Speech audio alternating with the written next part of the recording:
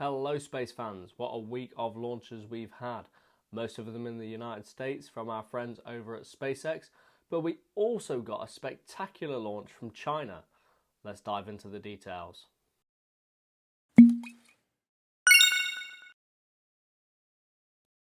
Kicking off the week, we saw a Long March 3B lifting off from Xicheng Satellite Launch Center in the People's Republic of China. What was the payload and where was it going?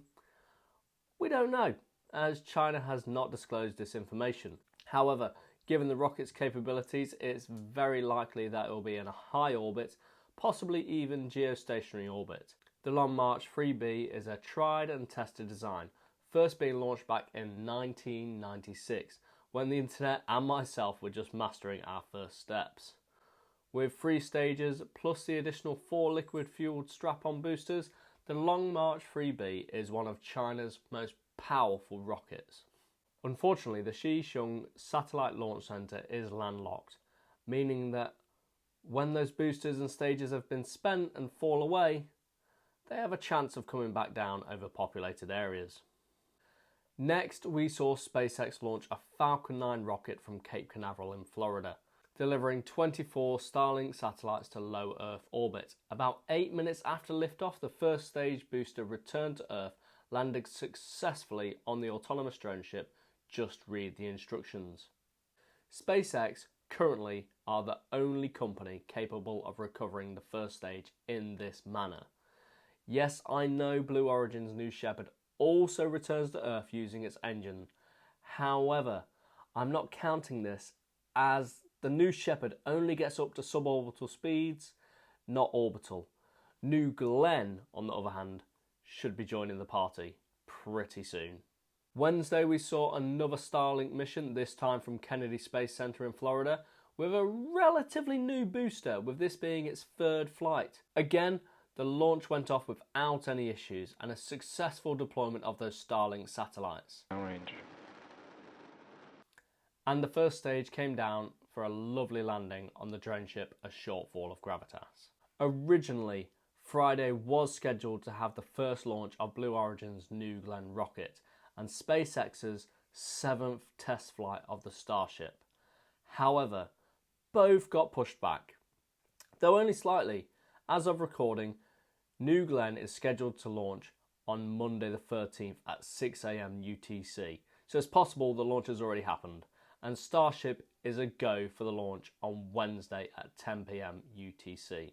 But those pushbacks didn't mean that the action was over for the week, as we still had 2 launches from SpaceX, one on either side of the coast of America. First was a mission that we don't have many details on, as it was a mission for the National Reconnaissance Office.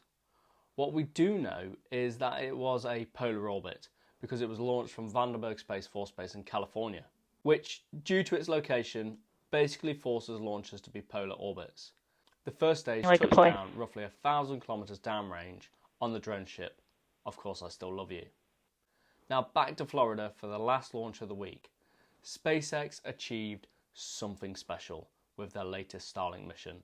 At 11 minutes past 7 PM UTC, a Falcon with the booster B1067 lifted off the pad, and after separating from the second stage, that went on to successfully deliver another 24 Starlink satellites into orbit, booster B1067 successfully landed on the drone ship. Just read the instructions, completing its 25th flight and landing, an absolutely incredible milestone for SpaceX. This booster has been through it all. Being based in Florida its entire life, this Falcon first took flight way back on the 3rd of June 2021 for a commercial resupply of the International Space Station, and since then has launched 2 separate crews to the space station, as well as another resupply and a myriad of commercial launches for national and international customers, plus a whopping 14 Starlink missions. Well done SpaceX for this absolutely incredible achievement. No doubt we will continue to see great success and milestones smashed. And let's not forget the ground crews for an impressive 4-day turnaround of both the launch pad and the drone ship. Now that's it for this week's roundup, guys. I hope you've enjoyed it as much as I've enjoyed rambling on about it.